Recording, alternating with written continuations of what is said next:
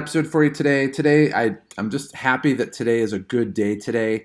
The market went up. You can't really see it right here, but the market went up. Our portfolio went up about $7,000 today. And Robinhood's been acting funny, so I'm not going to jump between sessions because it'll just be white across here. I don't know what they're doing, but it's been really weird. So you look at the 3 month, and typically you see a traditional stock market, chart where it goes up or down. And we've talked about this before, where it's jagged down, jagged up, jagged down, jagged up, jagged down, up, jagged down. It's like an EKG, up, down, dead flat, up, down, up, down, up, down, up, down, up, down. I mean, it's like a bipolar. I used to date this girl. And she was bipolar. It was kind of like that, down, up, down, up. I mean, there's no angularity at all to it. But probably the last week, we were sitting here at, I want to say we started right around 150,000, 140,000, and it seems like it's just been a slow drip, right? And if we have a day where it jumps one way or the other, it seems like it's going down, right? So midday, like for example, of a day, it'll go midday, it'll go down, it'll recover, and then it goes up and it recovers, and then dead flat, down, recovers real quick. But it's been a drip, drip, drip, drip, drip. And specifically, the stocks that have been hit most are the ones that we looked at here. I'm not going to get into it too much, but my other stocks, right? So those are the ones that seem to got hit the most. When we look at the stocks, which are the focus of what we're doing here, travel, entertainment, oil, everything's in the black. Everything's doing really well. But today we actually had a good day where things recovered a little bit. Specifically, we'll take a look at movement for today. We only had a couple that were down a little bit today. Nothing we really owned for the most part. Yuko and Variant, but they were, almost nothing. They were really unchanged for the most part. But the ones that moved the most today, which, they're way overdue to do that, are Skills, NXTD, Fuel Cell, and Fubo of those.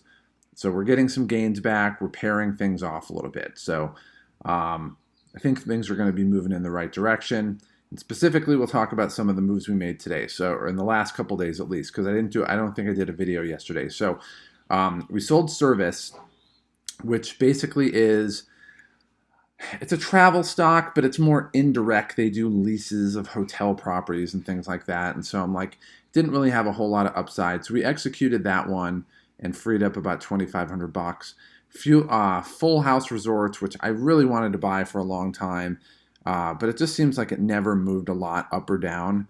And so, if it hasn't done that in 6 months or a year, it really hasn't any big move outside of like one spike. And then the spike retreated, then, we'll move on and, kind of choose our battles a little bit better and get some better stocks. So we basically freed up $5,000 on that one. So beyond that, we bought AHT at $2 a share. That one dropped. That was one of the ones that just kept dropping and dropping. So if we looked at, the ones that just had a slow leak here, AHT was one of those.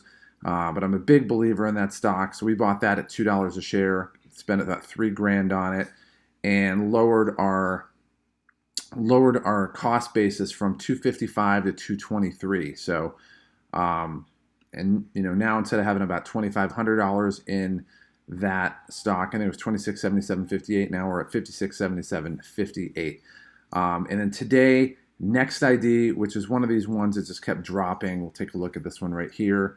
It was a little over 50% drop at that point, and we still haven't updated this cost basis. I guess we could do that. It's so the cost basis, and I'll update this for the official spreadsheet. So if you want to download it, you can see it.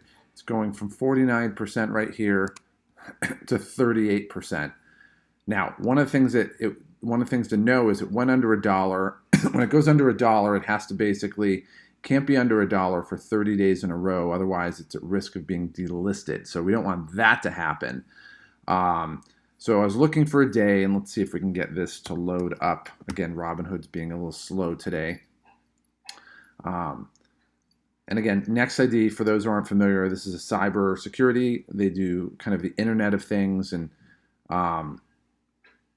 anyway, but one of the reasons it dropped recently is they had a year-over-year earnings miss of 33%, or loss of 33%. But part of it is it's first quarter. So like first quarter of 2020 was pre-COVID, and then first quarter of this year is still in COVID. So it's a little bit of a statistical. You can't really take it seriously statistically. So, and again, we're waiting for Robinhood. It just, for whatever reason, it just decides. I don't know what they're doing on their end, but it's not loading up. So I wanted to see it go up. It was sitting here at about 67 cents per share. It got up to about 76. So I said, okay, if it goes to 75, we'll put in a buy.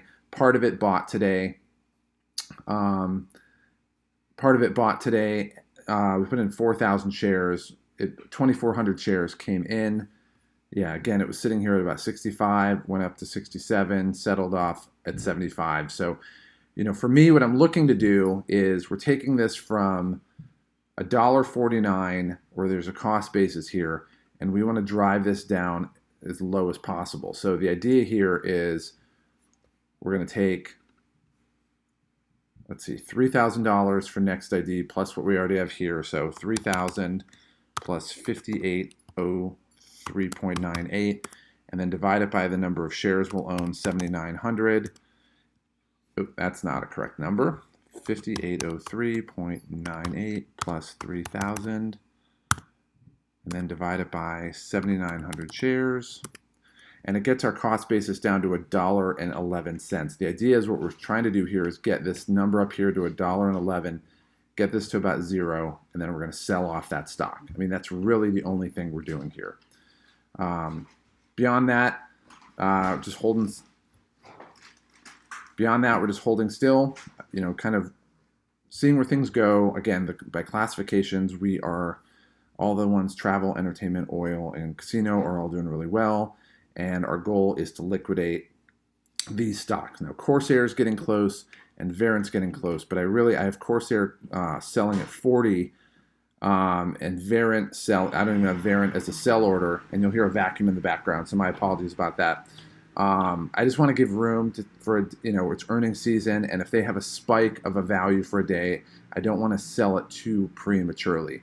But realistically, on our short-term radar, we're probably going to be selling Corsair soon, and we'll be selling Verint soon. So that's 5,200 and 4,000, so about another 9,000 that we'll be selling as well.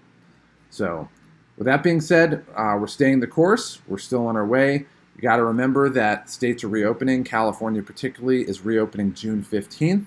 We talked about all the movies that are coming out, the restaurants that are opening, and there's nothing but good news on the horizon. But when you look at the news, it's all Washington dysfunction, the George Floyd, the Chauvin guy murder trial, and all this negative news out there, Maxine Waters and all the crazy stuff out there.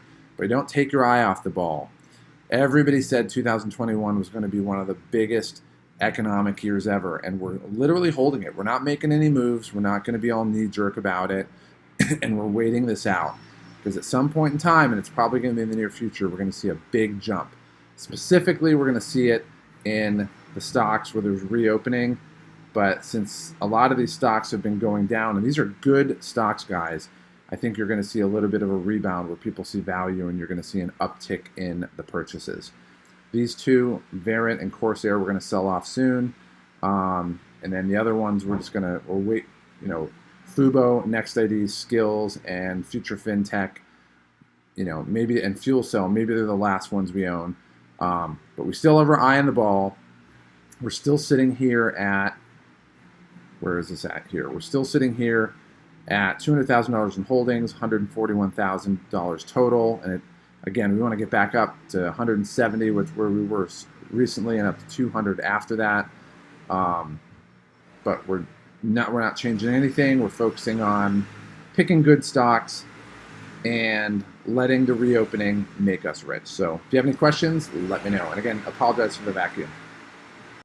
To get more information on the sales cheat code, go ahead and click on the subscribe button below. Also, down below in the video description, down there, there's a link that takes you to our website that gives you additional content, some additional freebies that we have, and gives you information on some programs that we have that have been proven to help people to make sales easy so that you can make the kind of money you want, live the lifestyle that you've always wanted, and not have to struggle in the process. And what might be the coolest thing of all is you don't have to put much effort into it. It truly is a cheat code that most people don't know about.